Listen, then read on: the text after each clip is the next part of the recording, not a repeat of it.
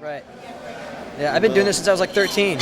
My first gig I played out, I was 13 years old, and that's like I've been playing like every week since then. And I'm finally just got lucky enough to meet up with the right guys and write the right music. And Linkin Park. we're lucky that we all work really well together and everybody's really talented. Even if you have a good idea, it's very difficult to pull those ideas in and actually be able to represent those ideas. We looked at every song like this song is going to be the single. We have to really make it work for the band, and it was all about the songs. Coming with that approach made making the record easy and really fulfilling, and it also turned out to be something that's really enjoyable to listen to. So we really wanted to create an experience for the people that are able to hear it, almost like if you were going to a great movie or you were on like a cool ride or something. We want the album to really grab you and move you from the first note to the last note on the record. And that's why you'll hear the variety of styles of songs that we put together, to make the album, and we took out some things that didn't work because we wanted, again, it's like from step to step, from song to song. You should have enough variety there that you can really stay entertained the whole time. our album is called Hybrid Theory, and the first single is called One Step Closer. The song itself is a very good representation of the group, as far as the riffs and the power of the song, the aggression of it. And lyrically, it's just about kind of being fed up and just kind of, expressing that angst that we all feel, that little bit of pressure that you just kind of want to get out all the time.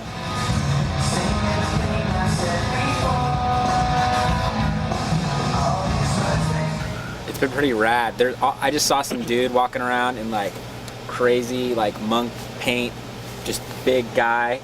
That luckily I don't have to fight him or anything in the video. But I think there's gonna be people like hanging upside down doing Martial kung fu, arts and we're actually shooting it in an old subway tunnel, like a 1930s subway tunnel that the city abandoned, and they've got it all lit down there. We actually had our friends who are local artists graffiti up the walls, and it's gonna be pretty crazy. The vibe is pretty much like Blade Runner meets The Matrix. Hopefully we can pull that off. Yeah. Those are pretty big shoes to fill, but we're working for that. That's our goal. It's cool. It's kind of crazy, but yeah, it's cool. Cool spot. Everyone's excited. Everyone's working together pretty well. So I think we will have a good finished product. When we play live, that's when we really feel like we are accomplishing our goals, and we're getting out there and just performing our hearts out. And people respond so well to a good live show. It's like, you could have a great record and everything sounds good, and you can't pull it off live.